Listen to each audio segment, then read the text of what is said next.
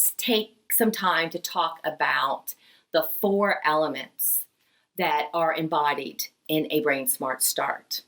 The first activity or element, if you will, is an activity to unite.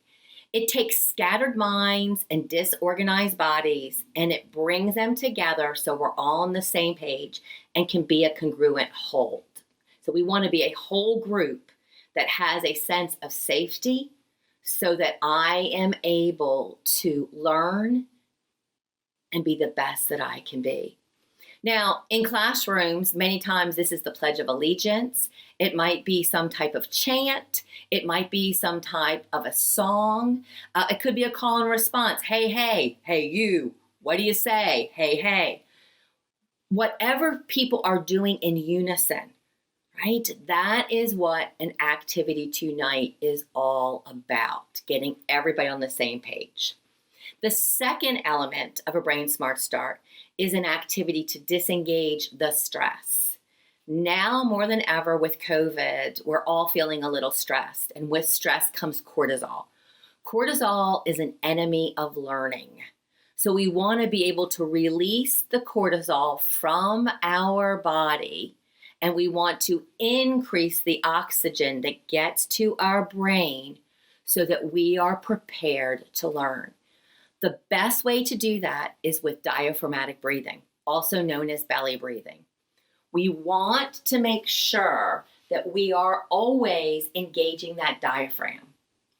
When we engage that diaphragm, we're also engaging the prefrontal lobes, which is where executive function lives.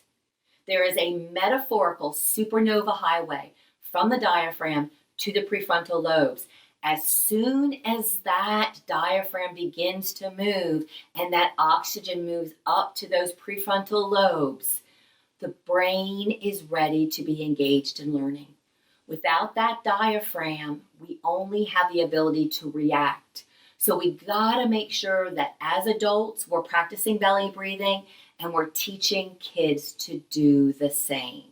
We want to make sure that we get that oxygen in because oxygen is brain food. The third part of a Brain Smart Start is our activity to connect. What we believe in conscious discipline is that relationships govern behavior. And when we have authentic relationships, those outside connections literally wire the brain for 2 things. 1, a willingness to do things differently, a willingness to take risks, a willingness to be able to learn something that I never was able to do before. So the 2 elements that those outside connections literally wire the brain to do are willingness and also master the art of impulse control. Every time that we have kids stop and think before they do, that is self-regulation in action. Connection allows us to build those rich relationships.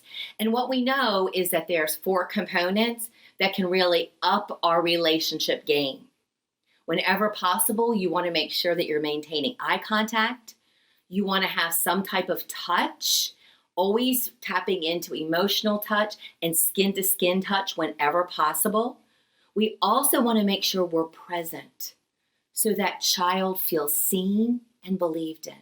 And we always want to add a little element of playfulness and fun, so there's a playful situation.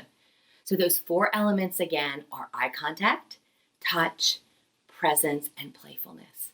And finally, we're going to make a commitment. A commitment is a conscious goal. When we say that conscious goal or that commitment out loud, there is a higher probability that it is going to happen. We also want to make sure that when we make our commitment, we use language like, I'm going to.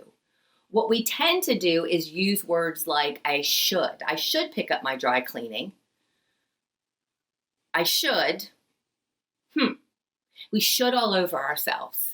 Instead of shoulding all over yourself, you're going to spring into action when you make a commitment that sounds like this. Today, I'm going to pick up my dry cleaning. So we have an activity to unite. We have an activity to disengage the stress. We have an activity to connect. And we have an activity to commit to keeping ourselves and others safe and setting some goals.